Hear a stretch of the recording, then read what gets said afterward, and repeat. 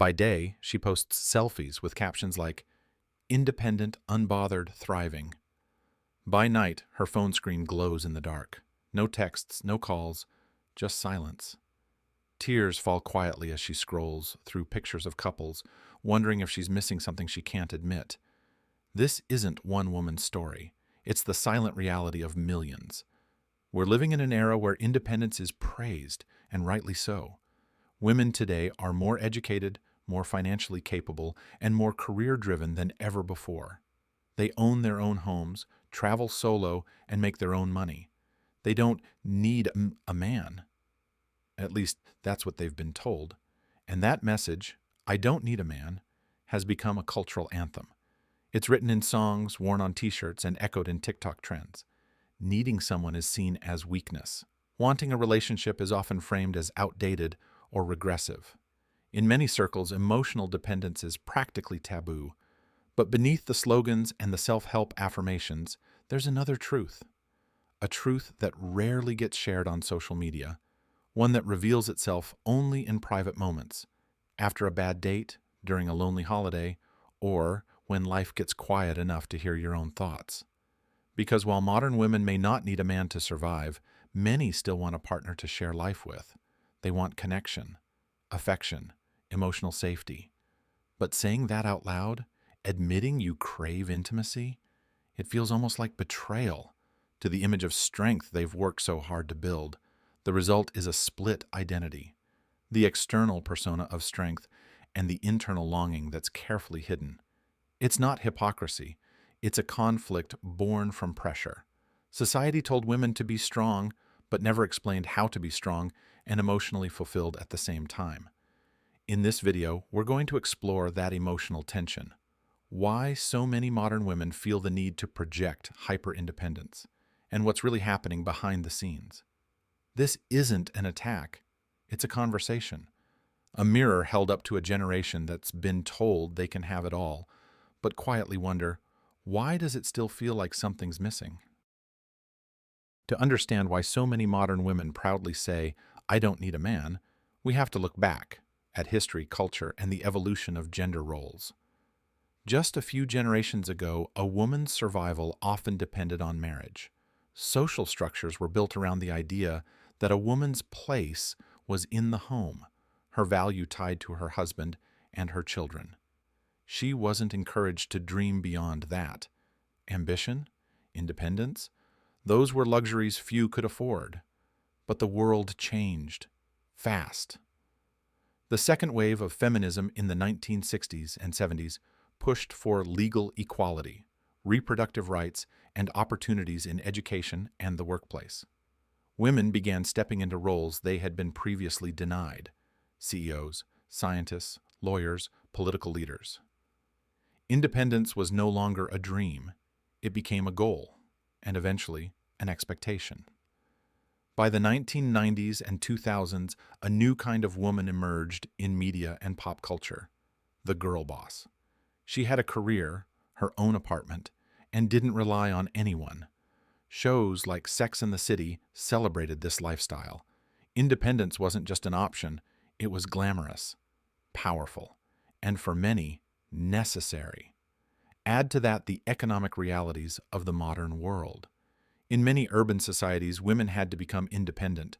Dual-income households became the norm, and personal survival often required a paycheck of your own.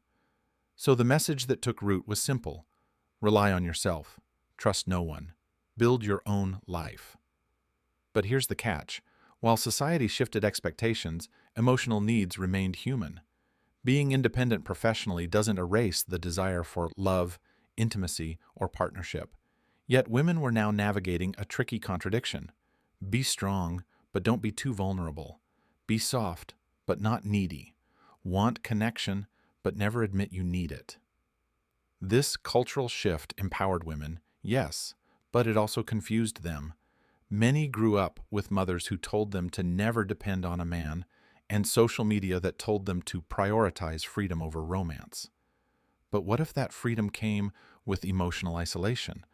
What if needing someone isn't weakness, but simply human? In the next part, we'll dive into how this contradiction plays out emotionally, and why, despite all their success, many modern women still feel profoundly alone. She has the job, she has the apartment with the city view. She takes solo trips, pays her bills, and doesn't need help from anyone. By every external metric, she's winning. But something still feels missing. In recent years, study after study has pointed to a disturbing trend. Modern women, especially those in urban, developed societies, are lonelier than ever before. According to a 2023 report by the Office for National Statistics in the UK, single women aged 25 to 40 report higher levels of anxiety, emotional burnout, and dissatisfaction, despite having more freedom and opportunity than previous generations. So, what's going on? The answer isn't simple, but it starts with a growing emotional disconnect. Many women were raised to value strength above all. Vulnerability was dangerous. Needing someone could lead to heartbreak. So, over time, they learned to suppress that need. They built walls instead of bridges, armor instead of trust. This phenomenon even has a name now: hyper-independence. It's not empowerment, it's a trauma response. It's what happens when someone has been hurt, disappointed, or abandoned too many times and decides, never again. But hyper-independence comes with a price. You stop asking for help, you avoid emotional risks, and eventually you begin to feel disconnected from others and even from yourself. Behind the curated Instagram stories and perfectly filtered brunch photos, many women are privately yearning for connection. They want someone to listen, to care, to hold them, not because they're weak, but because they're human. But admitting that feels almost shameful. Society told them they should be enough on their own. So they stay quiet, they keep scrolling, they keep pretending. Dating apps haven't helped either. The modern dating world feels more like a game, full of ghosting, mistrust, and endless swiping, than a place to build real connection. Many women feel exhausted, emotionally detached, even hopeless. And so the cycle continues. Success on the outside, sadness on the inside. A generation of women taught to never depend on a man, but quietly aching for someone they can lean on. In the next section, we'll shift the lens and look at what's happening with men, because they're confused too. And this emotional divide, it's not just a women's issue, it's affecting everyone. It's easy to point fingers. Some women say men are emotionally unavailable, immature, or afraid of commitment. Some men say women are too demanding, too independent, too cold. But beneath the blame is something deeper: confusion, frustration, and fear from both sides. For decades, men were told they had to be strong providers, stoic protectors, leaders of the household. But now, the script has flipped. Women are earning more, building their own lives, and proudly saying they don't need protection or provision. So, where does that leave men? The truth is, many modern men feel lost.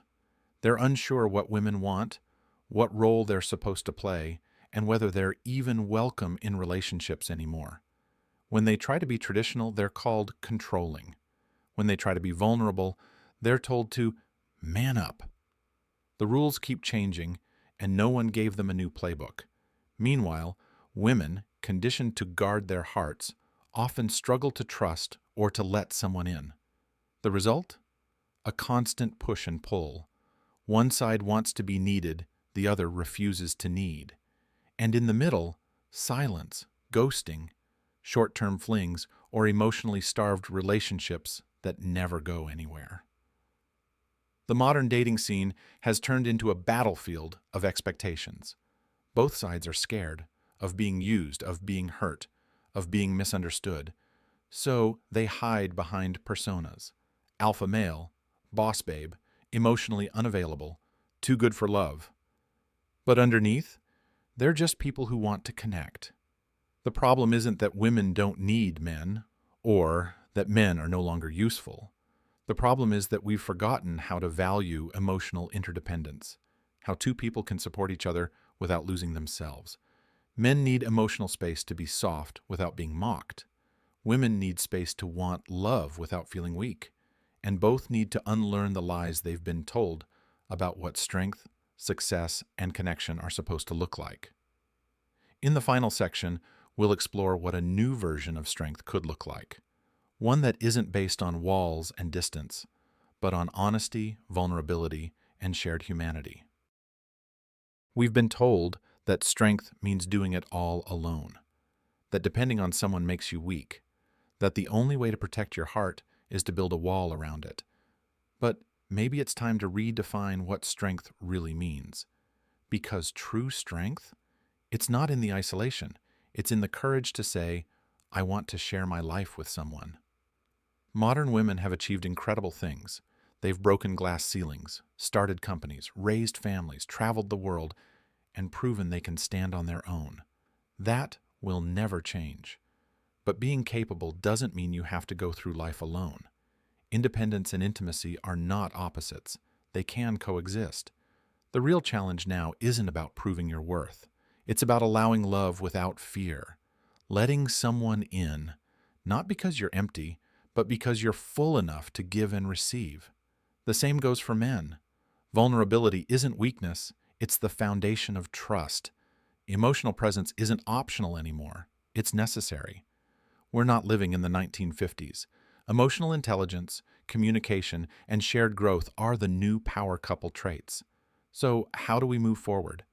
We start by unlearning the lies that you must be heartless to be powerful, that you must reject love to be independent, that wanting partnership means settling. Then we open up to a new kind of relationship, one where two whole people come together, not out of desperation, but out of choice. A relationship built on honesty, respect, and shared dreams, not power struggles or performance. Because in the end, no career, no apartment, no luxury vacation can replace the warmth of being truly seen by someone. No number of likes or followers can fill the space that real connection holds. You don't need a man, that's true. But maybe, just maybe, you want one, and there's no shame in that. In fact, it might just be the bravest, strongest, most human thing you've ever admitted.